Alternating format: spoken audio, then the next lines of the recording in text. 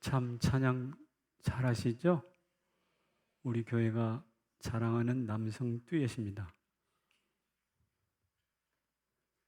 청년 때부터 합을 맞췄는데 거의 중년? 중년은 아닌가 아직? 네, 중년에 이르기까지. 앞으로 이러면 어떨까 저 뒤에 앉아서 생각해 봤어요. 머리가 하얀 두 남자가 배가 좀 나와가지고 둘이서 노래하면 참 좋겠다. 어때, 그런 마음이 있어요? 오케이. 우리 준기 집사님은 지금 좀 가정에 어려움이 있는데도 다 내려놓고 이 자리에 오셔서 찬양해 주었습니다. 기도하겠습니다. 하나님 아버지, 은혜를 감사합니다. 우리 교회에 영원히 숨쉬는 핵심적인 이부 예배 이후에 주의 성령이 임재하여 주시고 하늘문을 여시고 굽어 살펴 주시옵소서. 억울한 사람, 답답한 사람, 아픈 사람,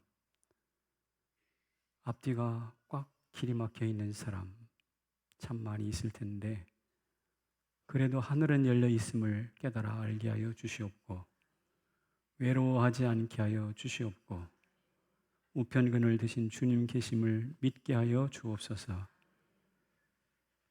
세례교인 헌금과 11조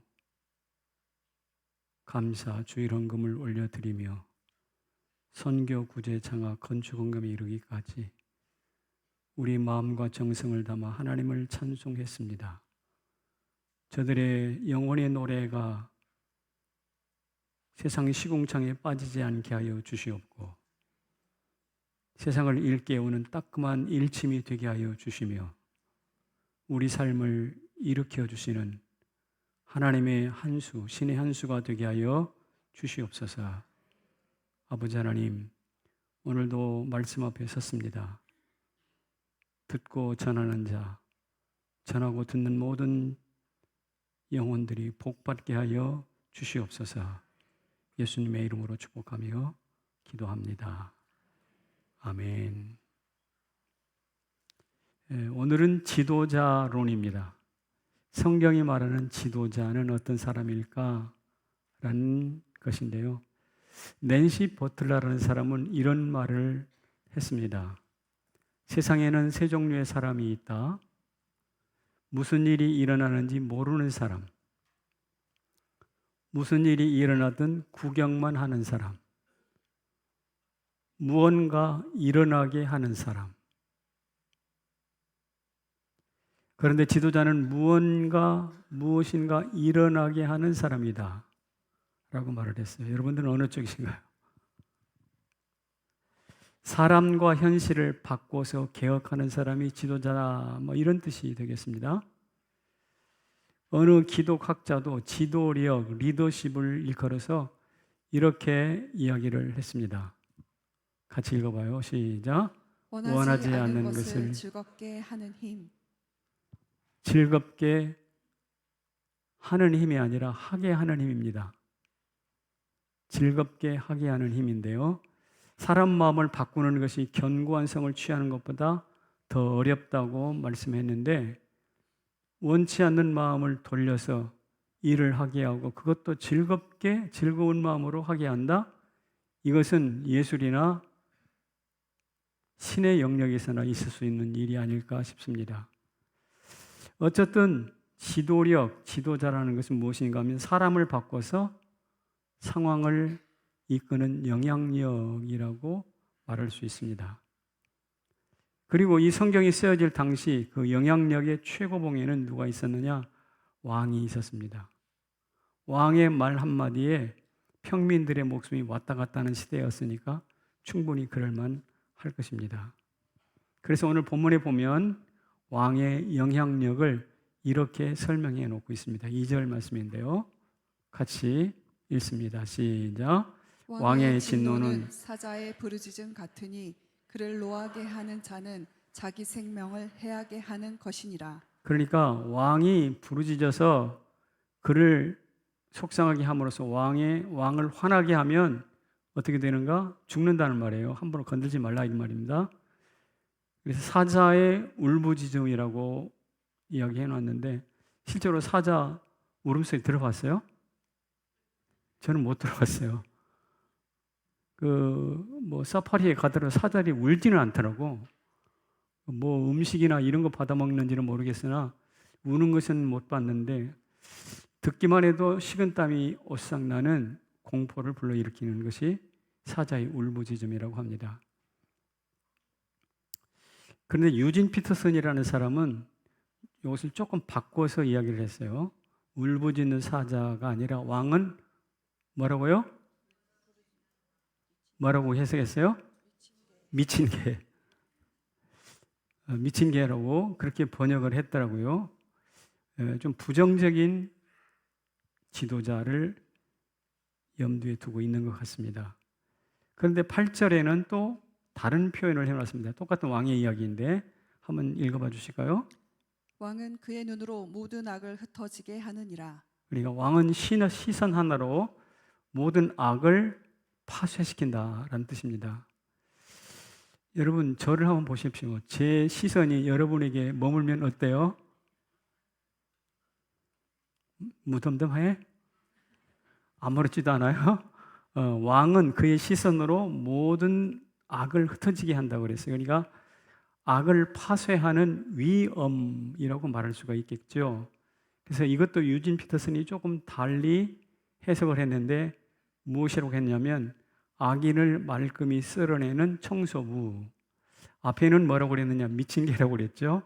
여기서는 청소부라고 이야기를 했습니다. 어쨌든 왕은 사자나 미친 개 같은 공포의 대상이거나 악을 청소하는 위엄이 있는 통치자라고 표현을 했습니다.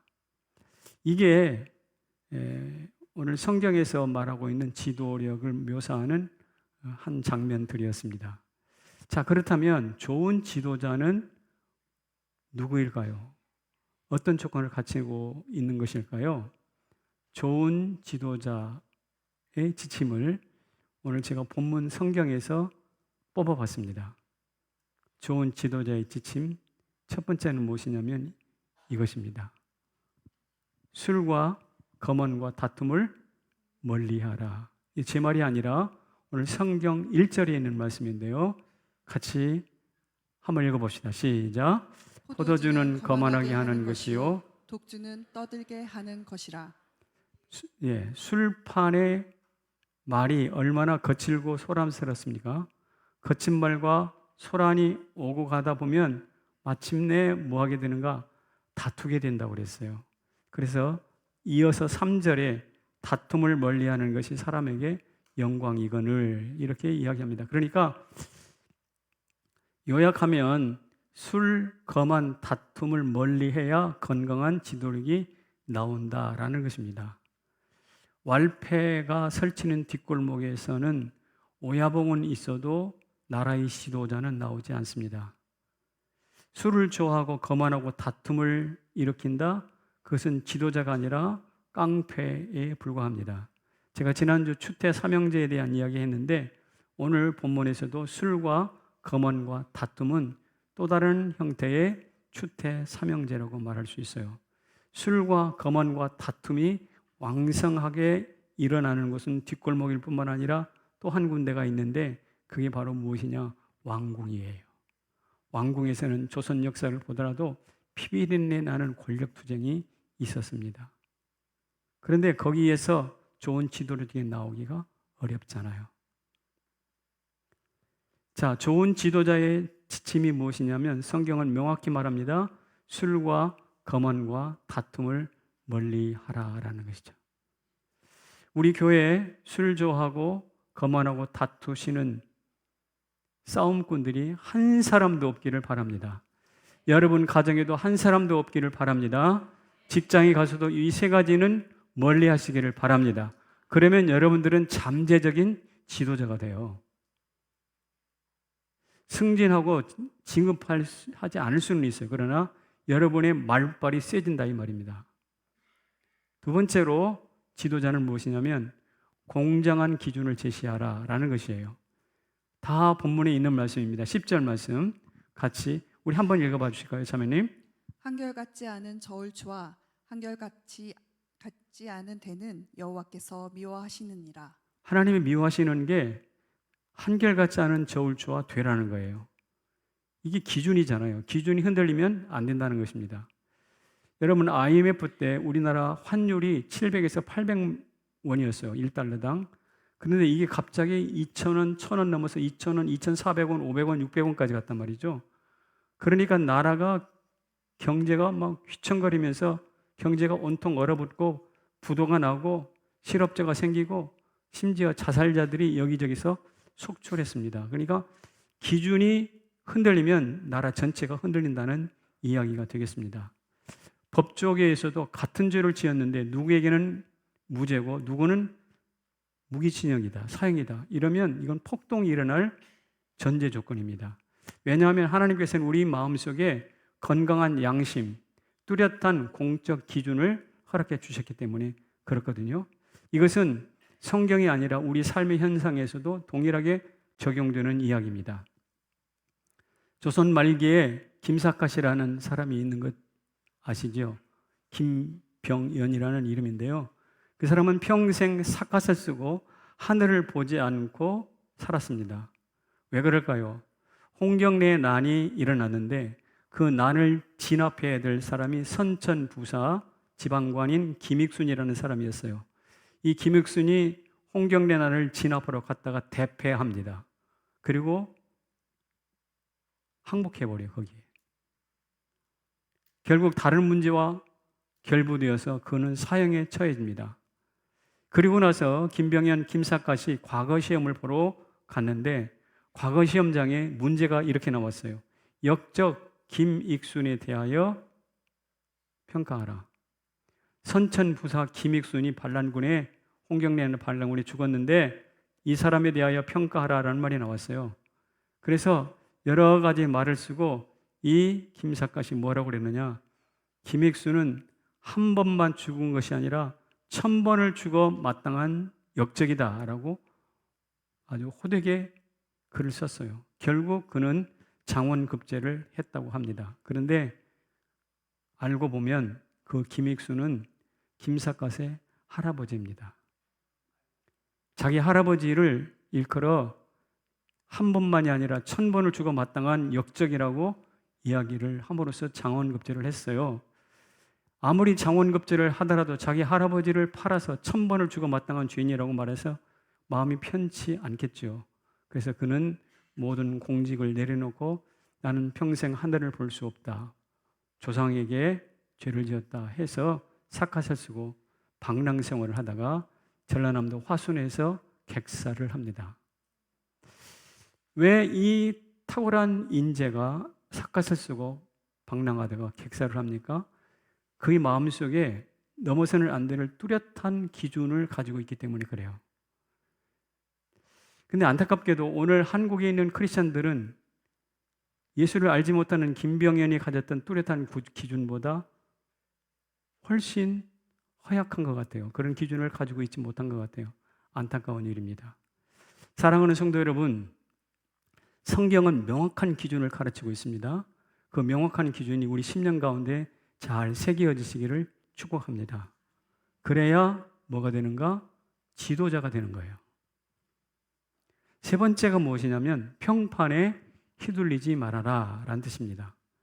세상의 평판은 손바닥 뒤집기처럼 자주자주 뒤집어져요. 어제의 영웅이 오늘의 역적이 됩니다. 오늘 본문에 보면 이런 말씀이 나오는데 우리 자매님 한번 읽어봐 주실까요? 물건을 사는 자가 좋지 못하다 하다가 돌아간 후에는 자랑하느니라. 자막이 안 나오는데 물건을 사는 자가 좋지 못하다 하다가 돌아간 이후에는 자랑하느니라 이런 뜻입니다. 그러니까 제가 자동차 카니발을 산다고 해봅시다. 자동차 카니발을 살 때는 야, 왜 이렇게 비싸요 이거? 언제 이렇게 비싸졌어요? 이 돈이면 벤츠 사겠네. 막 이렇게 까탈을 부립니다. 그리고 샀어요. 사가지고 와가지고는 야, 내가 차 보니 사면 카니발이 최고야. 가리말 최고야. 그거사 이렇게 하는 것이 앞뒤가 다른 거예요. 그러니까 이 세상 평판이 이처럼 앞다르고 뒤다르는 이야기인 것인데 이런 세상 평판에 기대어 산다는 것은 마치 종이 비행기를 타고 하늘로 오르겠다는 것이나 다를 바가 없다는 뜻입니다. 19절에도 이런 말씀이 나와 있는데 한번 읽어보실까요? 두루 다니며 한담하는 자는 남의 비서를 누설하나니 입술을 벌린 자를 사귀지 말지니라. 그렇습니다. 두루 다니며 나누었던 한담이 있어요. 옛날에는 마실 간다고 그러는 것이 있어요. 낮에 일하고 저녁에 저녁 일찍 먹고 마실 갑니다. 이웃집. 그래서 사랑방에 가서 이런저런 동네 욕은 다 합니다. 그런데 이 한담이 평판으로 바뀌어요. 다시 말해서 여론이 되는 거예요. 그리고 그 여론이 모여서 정권이 바뀌기도 합니다. 하지만 지도자라는 것은 이런 평판과 한담이 아니라 그 평판 배후에 있는 결과를 볼 수 있는 것이 중요하다 이 말이죠. 우리나라가 10월 유신이라는 게 있었어요. 그리고 10월 유신과 더불어서 경제가발이 있었는데요. 이 10월 유신을 배워온 나라가 있어요. 그게 일본에 있었던 메이지 유신입니다. 1868년에 메이지 유신이 시작됐는데 그 유신을 시작할 때마다도 일본에는 사무라이들, 소위 칼찬 무사들이 굉장히 많았습니다. 그런데 그 저항 세력들이 만만치 않았음에도 불구하고 메이지 유신이 성공해요. 그 당시 일본의 국력이 지금으로 말하면 태국과 비슷한 수준이었다고 합니다. 그런데 이 메이지 유신을 통해서 세계 열강으로 발돋움하잖아요. 근데 그것을 설명하는 하나의 문장이 있어요. 함께 읽어보겠습니다. 시작.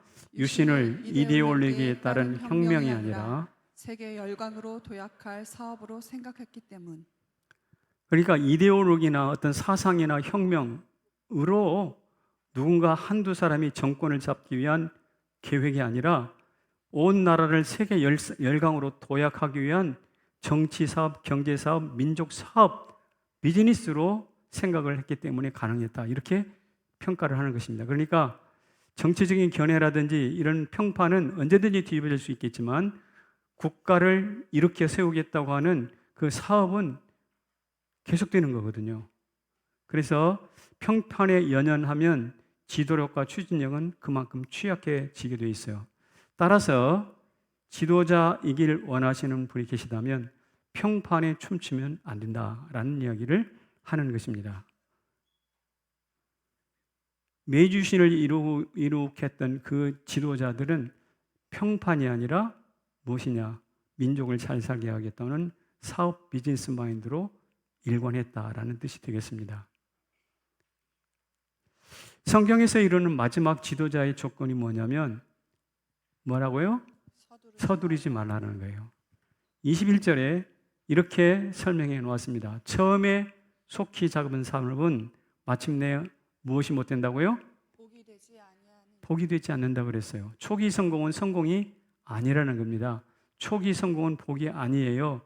대기만성, 큰 그릇일수록 늦게 완성이 되고 큰 인물일수록 늦게 꽃이 핀다라는 것입니다. 그러므로 서둘지 마세요. 하나님이 하시니까. 내 시간표와 하나님의 시간표가 다를 수 있어요. 내 시간표대로 가면 깨집니다. 설익습니다. 하나님의 시간표대로 가면 맛있습니다. 풍성해집니다. 25절에 이런 말씀이 있어요. 자매님 한번 읽어보실까요? 함부로 이 물건은 거룩하다 하여 서원하고 그 후에 살피면 그것이 그 사람에게 덫이 되느니라. 처음에 너무 물건이 좋은 것 같아서 덥석 샀어요. 그런데 그게 올무가 되는 수가 종종 있어요. 우리 early adapter라는 말이 있죠. 우리 조동희 목사님이 early adapter 아니신가요? 뭐 신제품이 나왔다면 금방 사서 써봐야 직성이 풀리시는 그런 분들일 것 같아요. 성경에 라헬이 자기 집을 떠나가면서 아버지 라반의 드라빔을 훔쳐가지고 너무 좋아 보인 거예요. 그런데 그것 때문에 어려움 많이 당하죠. 그리고 마침내 저 베들의 상수리 나무 아래 그 우상들을 다 묻어야 하는 때가 옵니다. 저는 얼마 전에 스마트워치를 샀어요. 손에 차고 다니는 거 아시죠? 스마트워치를 샀는데 제가 산 이유는 우리 교회 부목사님들이 다 하나씩 사고 있었어요. 다 차고 있었는데 아마 조동희 목사님에게 내가 영향을 받은 것 같아요. 조 목사님도 가지고 계셨는데 그거 괜찮아? 쓸만해? 그랬더니 목사님 카톡이 오면 이 핸드폰 안 열어보고 이것만 딱 보면 압니다. 여기도 뜬대요. 그래서 좋아 보였어요. 그래서 제가 덥석 샀습니다. 근데 지금 안 써요. 너무 작아가지고 제 손에 맞지 않는 것 같아요. 제가 지금 너무 서둘렀다라는 느낌을 지울 수가 없어요. 그래서 이와 같이 제가 스마트워치에 빠져들듯이 여러분이 빠져드는 것이 뭐냐면 이단이에요. 이단도 이와 비슷해요. 이게 맞는 것 같아? 이게 진리가 옳은 것 같아? 덥석 잡았다가는 영혼이 덫에 빠지는 것입니다. 자, 제가 좋은 지도력을 갖추려면 어떻게 되는가? 성경의 해답을 말씀드렸죠. 술과 거만과 다툼을 멀리하라. 공정한 기준을 가져라. 평판에 휘둘리지 마라. 그리고 서두르지 말아라. 여러분, 이 네 가지 기준이 듣기는 쉽지만 실천하기가 만만치 않습니다. 해보셔서, 살아보셔서 알잖아요. 그래서 우리를 이 네 가지를 잘 선택할 수 있도록 지지하는 힘의 원천이 필요합니다. 그래서 제가 여러분에게 이런 질문을 한번 해볼게요. 세상의 힘에는 위력과 매력과 영역이 있는데 여러분들은 이 세 가지 중에 어느 쪽을 택하시겠습니까? 삼국지에 보면 세 종류의 사람이 나옵니다. 창과 칼을 잘 쓰는 위력의 사람, 힘께나 쓰는 사람이 나와요. 관우와 장비예요. 괄괄한 사람들이죠. 그리고 제일 맏형 유비는 마음이 따뜻해서 남을 품어줄 줄 아는 사람이에요. 이런 사람이 매력 있는 사람입니다. 남을 품어주고 주위에 사람이 따르는 매력 있는 사람. 우리 조동희 목사님이 그렇습니다.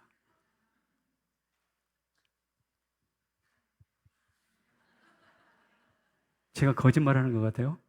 아니, 사실입니다. 매력이 있습니다. 빵도 잘 사주고. 교회 올 때 어느 날 빵을 이렇게 사가지고 와요. 어떻게 빵 사왔어? 그러면 아니, 제가 배가 고파서 빵 먹는데 어느 목사님이 생각이 나서요. 멋지잖아요. 매력이에요. 그런데 이 매력으로 천하통일을 하지 못합니다. 그래서 등장한 사람이 누구냐면 제갈공명이에요.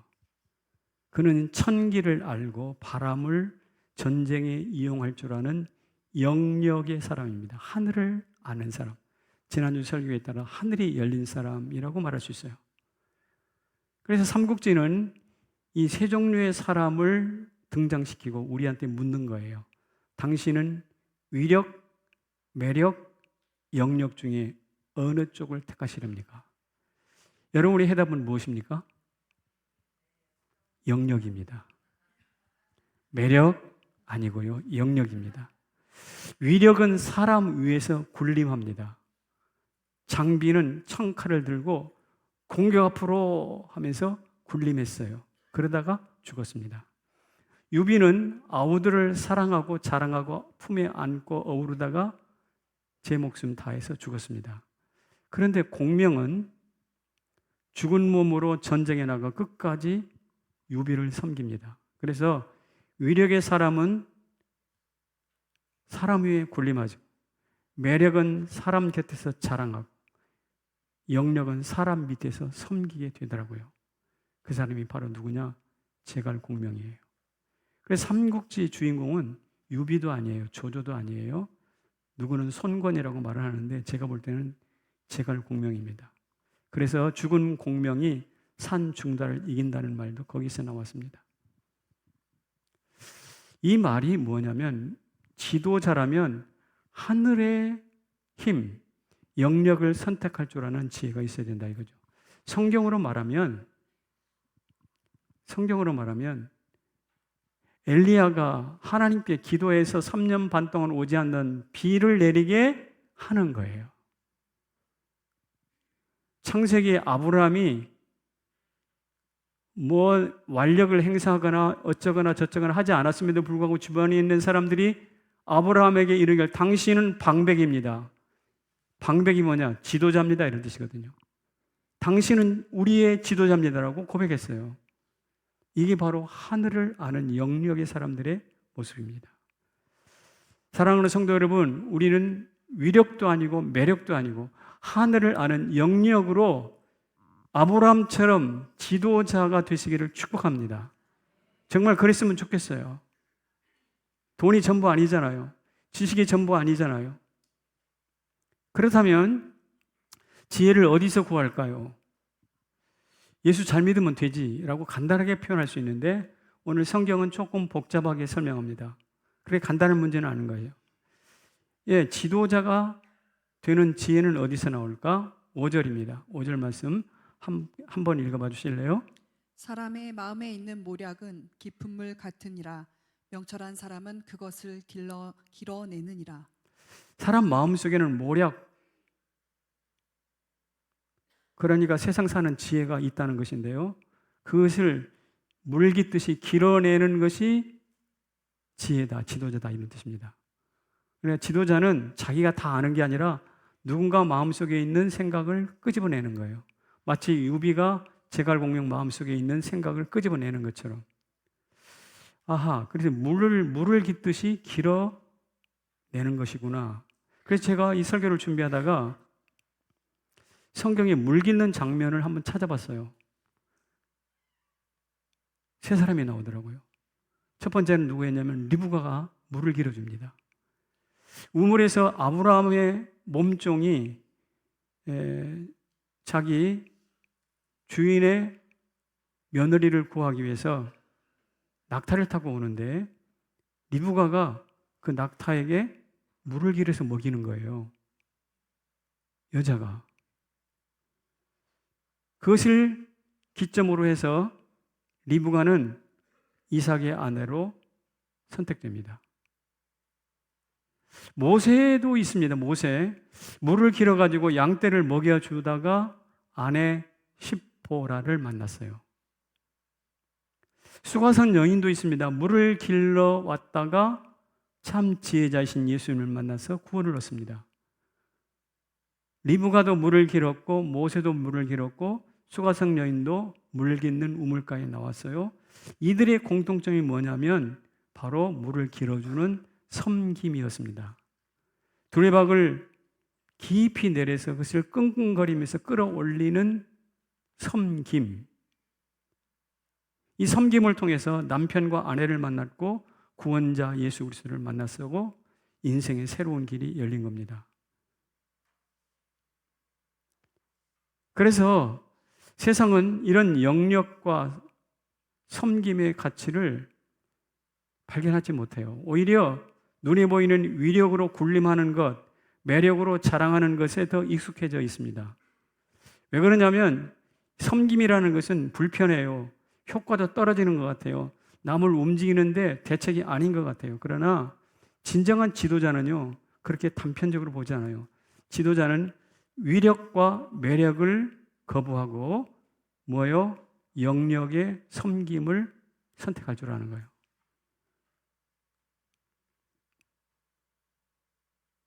다시 말씀드려요. 지도자는 위력과 매력에 호소하지 않고 물을 길어주는 섬김을 통해서 영역을 선택한다는 거죠. 이게 바로 지혜예요. 그리고 생각해 봤습니다. 이렇게 실제로 살아간 사람이 있을까? 같이 한번 읽어봐요. 다윗이 그렇게 살았습니다. 시작. 지혜, 말의 힘줄을 끊는 결단. 다윗이 말입니다. 소방 하달 에셀이 쳐들어와가지고 전쟁을 했는데 거기에서 전쟁을 이기면서 마병 7,700명과 보병 2만 명을 사로잡았어요. 한번 읽어봅시다. 시작. 마병 1,700명과 보병 2만 명을 사로잡고 병거 100대의 말만 남기고 다윗이 그 외의 병거의 말은 다 발에 힘줄을 끊었더니. 그러니까 많은 말을 포획했어요. 사람들도 붙잡았어요. 그런데 다 100마리의 말을 취하고는 모두 다 힘줄을 잘라버려요. 이게 무슨 의미일까요? 나는 말의 힘이 아니라 하나님의 지혜로 싸우겠다는 거예요. 그러니까 위력과 매력으로 싸우는 것이 아니라 영력으로 싸우겠다는 것입니다. 군대와 병거의 말에 힘을 거부하는 대단히 지혜롭고 파격적인, 그러나 세상 사람들이 바라볼 때는 독특한 결정입니다. 그런데 이 결정이 처음은 아닙니다. 과거 물맷돌로 철통무장했던 골리앗을 이겼잖아요. 그래서 그의 기억 속에는 이런 선언이 하나 담겨져 있습니다. 골리앗보다 약해도 이기고 사울에게 쫓겼어도 이겼다는 거예요. 그러므로 지금 나한테 많은 마병이 주어졌어도 나는 이 마병을 힘줄을 잘라버리고 이 마병에 의지하지 아니하고 하나님의 지혜에 의지하며 살겠다라는 것을 만천하에 공포하는 거예요. 이로 인하여 다윗은 진정한 이스라엘의 지도자가 됩니다. 자기 소견이 옳은 대로가 아니라 합력해서 선을 이루시는 하나님의 섭리를 따라 사는 존재예요. 그런데 놀랍게도 솔로몬은 정반대로 아버지가 잘라버렸던 그 마병성이라든지 여러 위력들을 다시 쌓아 올립니다. 병거성을 쌓고 마병성을 쌓고 성을 쌓고 다윗의 경우는 거꾸로 뒤집어 버려요. 왜 그럴까요? 솔로몬은 지금 이 잠언을 쓴 사람이에요. 잠언을 쓴 사람이 왜 이렇게 엉뚱하게 자기가 쓴 글과는 전혀 다른 삶을 살았을까요? 아는 것과 믿는 것과 실천하는 건 전혀 다른 것이죠. 저는 그렇게 생각합니다. 지혜의 샘에서 물을 길어 올리지 않았기 때문이라고 생각해요. 여러분, 내 앞에 있는 물이 아무리 맑고 깨끗해도 내가 마시지 않으면 내 것이 아닌 것처럼. 그래서 우물가에서도 목말라 죽을 수가 있습니다. 쌀이 많이 잠겨져 있는 창고 옆에서 굶어 죽을 수가 있습니다. 그것을 내 것으로 끌어들이지 않는 한. 여러분, 가룟 유다가 3년 동안 예수님 곁에 있었습니다. 은 30에 팔았습니다. 부자 청년이 예수님에게 찾아와서 어떻게 하면 영생을 얻습니까? 물었습니다. 그러나 근심하며 돌아갑니다. 왜 이렇게 했을까요? 그들은 지혜의 샘에 가까이 왔으나 그것을 물을 길어 올려 먹지 않았어요. 빈 두레박 인생입니다. 사랑하는 성도 여러분, 오늘 이 세상에는 우리가 선택할 것이 여러 가지가 있겠지만 묻습니다. 위력으로 살 것인가? 매력으로 살 것인가? 영력으로 살 것인가? 어떻게 사시겠습니까? 영력으로 사셔야죠. 그렇다면 그것을 끌어올려야 돼요. 우물에서 그물을 끌어올리듯이 해야 되잖아요. 그 끌어올리는 것이 무엇이냐? 바로 섬김이더라는 거예요.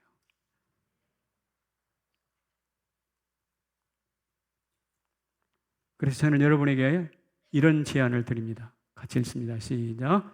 예수님을 따라 길을 만들자. 예수님은요, 술과 거만과 다툼을 멀리 하셨습니다. 공정한 기준을 가지셨고 평판이 휘둘리지 않으셨고 서두르지도 않으셨어요. 어떻게 합니까? 십자가를 앞에 두고 누가 크냐 다툼이 일어났던 제자들에게 명확히 가르칩니다. 섬기는 자라야 큰 자니라. 자신을 부인했던 베드로에게도 변함없는 기준을 예수님이 제시하십니다. 뭐라고요? 바요나 시몬아, 내가 나를 사랑하느냐? 흔들리지 않는 기준이에요. 세상 평판에 휘둘리지 않으십니다. 예루살렘 입성할 때 다윗의 자손 예수여 호산나 찬송하리로다 많은 사람들이 춤을 추고 환영했습니다. 그러나 거기에 어깨를 으쓱거리지 않으셨습니다. 왜? 그 사람들이 며칠 후에 십자가에서 예수를 못 박으라라고 외칠 사람들이기 때문에. 예수님은 서두르지도 않으셨습니다. 왜? 나사로가 죽었다는 소리를 들었고 바로 찾아갈 수 있었지만 아니요, 이틀을 더 유하고 가셨기 때문입니다. 이게 바로 예수님이 우리에게 보여주는 참 지도자의 모습이세요. 자, 술과 거만과 다툼을 멀리하셨고 공정한 기준을 제시하셨고 평판이 휘둘리지 않으셨고 서두르지 않으신 모습이죠. 오늘 저와 여러분에게도 이런 예수님의 지도자론이 물을 길어 마시는 것처럼 우리 안에 습득되기를 축복합니다. 그 예수님의 모습이 나의 자질이 되기를 축복합니다. 술, 거만, 다툼 우리 교회에서 없어지기를 바랍니다. 여러분들이 가는 곳마다 겸손과 화평이 보편화되면 좋겠어요. 교회 안에 세상 명찰을 다 떼고 들어오시길 바랍니다. 성도의 명찰만 달아야 돼요. 그래야 교회 안에 다툼이 사라집니다. 공정하고 뚜렷한 기준을 놓치지 말아야 됩니다. 그래야 원수를 사랑할 수가 있어요. 평판에 흔들리지 않아야 합니다. 그래야 칭찬받든지 아니면 순교당하든지 둘 중에 하나 합니다. 서두르지 않아야 합니다. 왜? 성도는 급한 일이 아니라 중요한 일을 따라 움직이는 존재이기 때문에 그래요. 그러므로 예수님 곁에서 지도자론을 배웠던 가룟 유다가 우물에서 물을 길어 마시지 않음으로 인해서 예수를 팔았잖아요. 마치 식당 앞에서 굶어 죽은 사람처럼. 우리 그렇게 되지 않기를 바랍니다. 오늘 지도자론이 저와 여러분에게 하나의 지침이 되었으면 좋겠어요. 우리 교회에 윤귀선 집사님이라는 분이 계십니다. 노량진으로 이사를 가신 지가 오래됐는데 지금도 94세 노인이 전철을 타고 우리 교회에 나오세요. 전철을 타고 나오세요. 고향이 저 의성인데 의성에 내려갔다가도 주일날 주일 예배를 드리기 위해서 굳고 주일말 맞춰서 예배를 드리러 나오십니다. 교회 나오셔서는 다락방 참석은 물론이고 오후 예배까지 참석하시고 집에 가십니다. 자식들이 말했겠죠. 어머니, 교회가 성남제일교회밖에 없어요? 왜 거기까지 가십니까? 가다가 사고 나면 어떡하시려고? 아니요, 이분은 흔들리지 않아요. 우리 교회에 꾸역꾸역. 왜 그럴까요? 자기가 세우는 하나님의 기준이 명확히 있다는 뜻입니다. 기준이 있으면 94세 노인도 남에게 홀대받지 않아요. 이런 분들이야말로 진정한 지도자라고 생각합니다. 우리 교회 타과식 장로님이 계십니다. 예수 알리기 처방전이라는 책을 쓰셨죠. 눈물로 순원들을 돌보십니다. 지금 그 어른도 94세세요. 그가 했던 영상 하나 보여드릴게요. 조금 더 볼륨 커져. 하나님께서 부르시면 가는 것이 복이다 이렇게 생각하면서 이렇게 살거든요. 그래서 그 마음을 주신 하나님께 감사하고 내가 지금 다락방하면서 수많은 세상을 떠난 사람을 13살이거든요. 내가 작년 지원을 하지만 내가 동문 가서 작년을 다 마실 때까지 내가 못 겪고 내 형제같이 펴면서 내가 이제 했습니다. 하나님께서 나를 사랑하시면서 너 그런 거 하라고 너 그런 거 담당하라고 그런 마음을 주시면서 나를 이제 분신분을 생각하고 지금 한 번도 내가 다락방 힘들다고 얽힌다고 한 적이 없습니다. 다락방이 날 자신으로 알고 앞으로 내가 할 수 있는 데까지 하려고 하고 있어요. 네, 거기까지 합시다. 여러분, 저 어른이 94세 노인인데 자기 다락방 수는 13명을 천국 보내는데 천국 보낼 때 내가 이 일 하려고 하나님이 부르셨구나 생각해서 그 자리를 놓지 않고 지금도 열심히 교환을 만들어요. 그가 만든 교환이 다른 순장님들에게 인기가 많아요. 여러분, 우리 교회에는 94세 윤기선 집사님, 94세 타과식 장로님이라는 좋은 지도자가 있어요. 그분의 뒷모습을 바라보면서 마치 우물에서 물을 길어 마시듯이 내 안에 있는 교만과 거만함, 다툼 다 쓸어내고 청소하고 그것을 나의 것으로 삼으시기를 축복합니다. 얼마 전에 어머니 노래라는 책을 로비에다가 비치해놨던 것을 기억합니다. 그 주인공은 이상훈이라는 중국 화교인데요. 우리나라 남편 만나서 결혼해가지고 한국에 들어왔습니다. 알고 보니까 그 남편은 평양 사람인데 평양에 있을 때 결혼해서 아내가 있어요. 근데 일본으로 유학 갔어요. 의학 공부하느라고 일본 유학 갔는데 일본에서 또 일본 여자하고 결혼했어요. 그리고 중국으로 의사시험 면허 따가지고 중국으로 들어갔는데 중국에서 또 결혼했어요. 누구하고? 이상훈하고. 이제 전쟁이 끝나고 한국으로 들어왔습니다. 부산에서 머물렀는데 부산에서 개업을 했는데 간호사하고 또 결혼했어요. 여러분, 한국 남자 참 이상한 남자들입니다. 어쨌든 그런데 이 중국 여인이었던 이상훈은 중국의 대단히 명문 가문의 딸이에요. 그리고 의사였어요. 그리고 크리스찬이었어요. 그런데 와가지고 간호사를 아내로 삼고 자기는 첩처럼 뒤로 물러갑니다. 그리고 자기가 낳은 아들이 오긴영인데 오긴영이 애들한테 짱깨의 아들이다 이런 소리 들을까봐 자기 간호사 가짜 어머니죠. 니네 어머니로 생각하고 부모를 학교에서 부르면 자기가 안 가고 간호사를 보내요. 그렇게 해서 그 아이를 잘 길러서 그가 바로 오긴영 장로, 카톨릭 의대 교수, 사랑의 교회 장로님이십니다. 여러분, 저는 이 어머니의 노래 이상훈 이 글을 읽으면서 몇 번 울었어요. 우리 교회에 윤귀선, 타과식 그리고 어머니 노래의 주인공 이상훈이 있습니다. 우리가 따라 배울 교훈이 없는 게 아니에요. 너무나 많이 있어요. 문제는 그들의 삶의 향기와 모델을 마시지 않는 것이에요. 너는 너의 일이고 나는 나의 일이고 나는 내대로 사는 거야. 이것처럼 악한 게 없어요. 이것은 지도자가 아닙니다. 사랑하는 성도 여러분, 오늘 우리 성남 제1교 모든 성도들 지도자가 되시길 원한다면 우리 곁에 있는 좋은 지도자 따라 배우시기를 축복합니다.